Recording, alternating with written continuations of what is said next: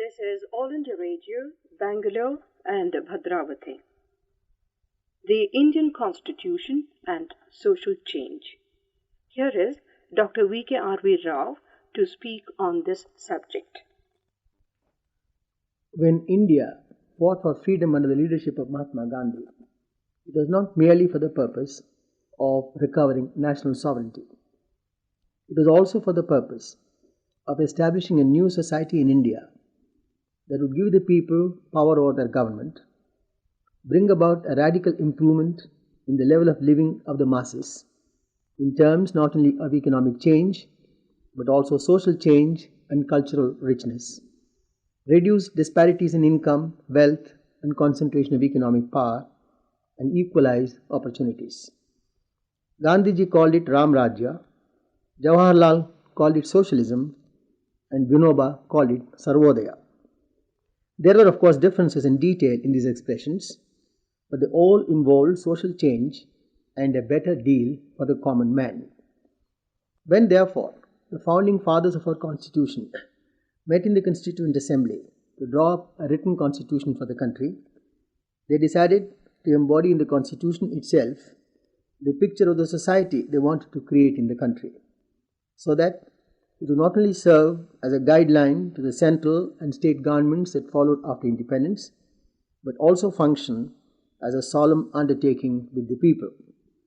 Thus, Article 38 of the Constitution has imposed on government the obligation that, I quote, "The state shall strive to promote the welfare of the people by securing and protecting as effectively as it may a social order in which justice, social, economic and political, shall inform all the institutions of the national life." Unquote. The task assigned, therefore, is the creation of a new social order. The accent is on social justice, and coverage extends to all institutions of the country, economic, social and political, and at all levels, central, state and local. This implies a massive era of social change, with primary responsibility for its implementation being placed on the state. Justice is the overall expression used to pinpoint the major element constituting the change. And justice means equity. And equity finds expression in equal opportunity for all citizens in all aspects of human activity. On the political side, it means democracy and the rule of law. On the economic side, it means a minimum standard of living for all people, a steep reduction in disparities in income and wealth, and an equal opportunity for all citizens to rise in the economic ladder that is permitted to exist. On the social side, it means equal respect for the dignity of all human beings in the country and the complete abolition of all types of social discrimination that involve an erosion of individual human dignity. The Constitution provides for the realization of this desired social order by guaranteeing to all citizens certain fundamental rights enforceable by the courts and certain directive principles of state policy, which shall be the duty of the state to apply in making laws for the country. The implementing machinery will be the central and state governments, whose structure, accountability, functions and mutual relations are also all spelled out in the Constitution. The directive principles of state policy, which are embodied in Articles 36 to 51 of the Constitution and constitute Part 4 of the document, spell out certain important ingredients of the new social order. Among these, the following deserve special mention as embodying the major thrust towards social change that has been envisaged after independence. 1.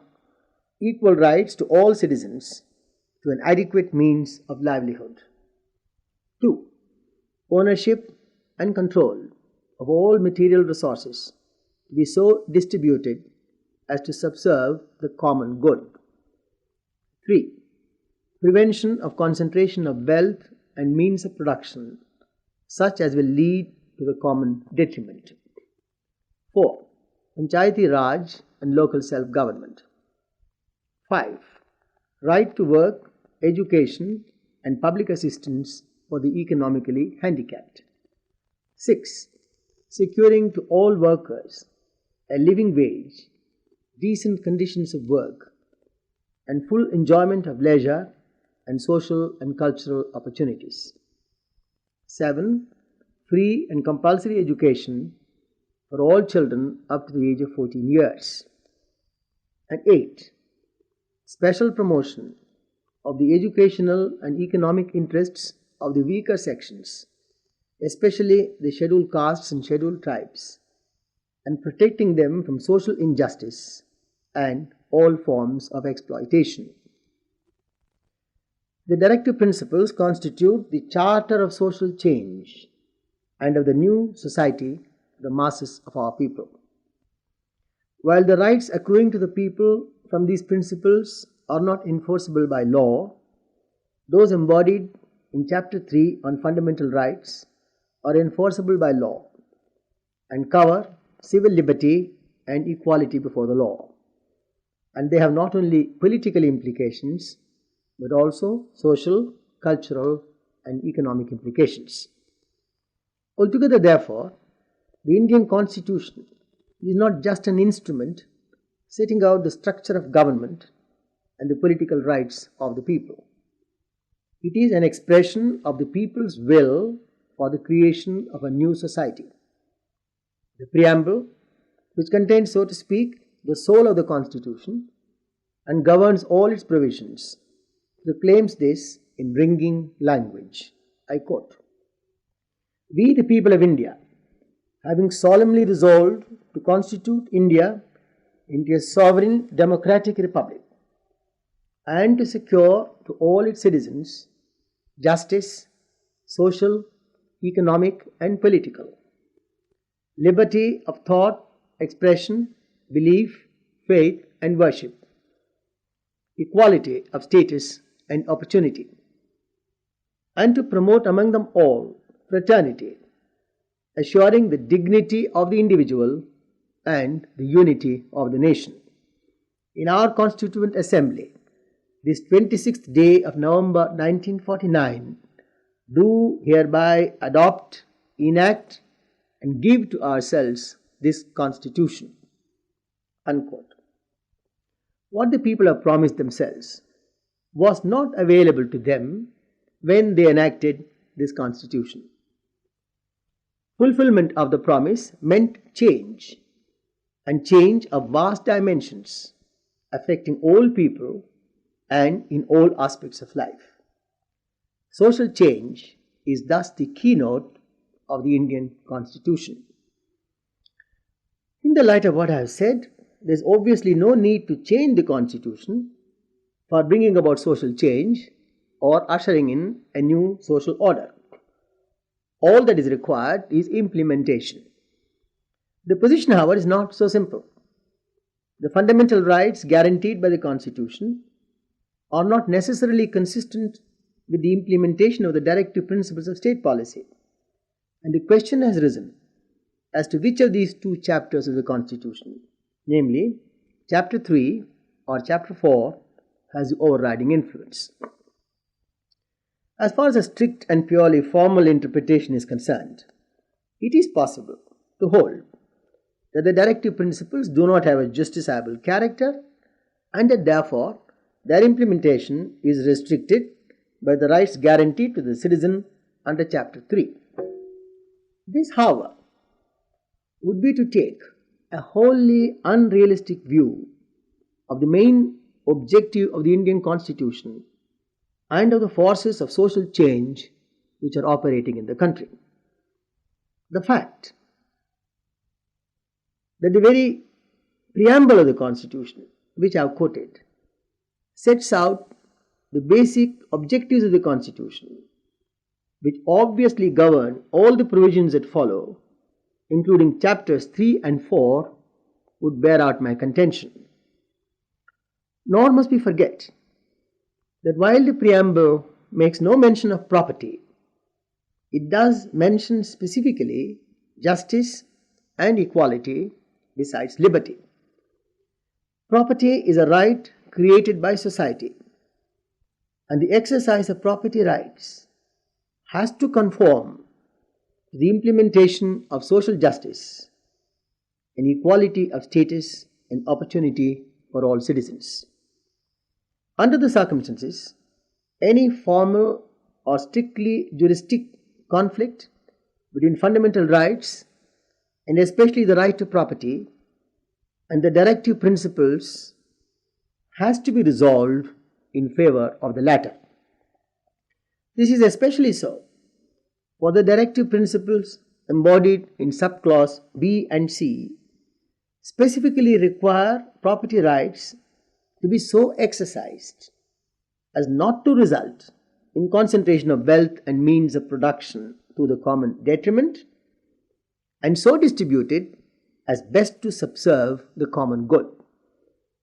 The exercise of property rights, especially in the means of production, is thus conditioned by the social objective, and it is a social objective for the securing of which the people have given themselves this constitution. When, moreover, the people, functioning through their elected representatives in Parliament and by an overwhelming majority, declare themselves in favor of legislative action for securing the social objective, I cannot understand how they can be denied the exercise of this right, which in fact was the very essence of the principles underlying the Constitution. I may understand the relevance of objections based on practical economic grounds of the impact on production and growth without which social justice cannot become a reality. But this is a matter for legislative debate and legislative finding, and not a matter of juristic interpretation of the Constitution. This is a justification for the recent amendments to the Constitution, which are sought to give teeth to some of the clauses of the directive principles. In my view, what has been done by Parliament in its recent amendments to the Constitution is no more than what had become necessary to ease the process of social change and bring nearer the achievement of the new social order promised by the people to themselves in the preamble to the Constitution. The Indian Constitution is basically an instrument for social change in a peaceful and constitutional manner, without incurring the social loss and instability that violent revolutions involve. And it is but proper that we use the Constitution for the purpose of promoting social change and bringing about the new social order which the people desired in principle when they enacted the Constitution, and now desire to see implemented to the extent and in the manner in which they think it is immediately desirable to do so. You were listening to Dr. V.K.R.V Rao on the Indian Constitution and Social Change. This broadcast came to you from All India Radio, Bangalore and Bhadravati.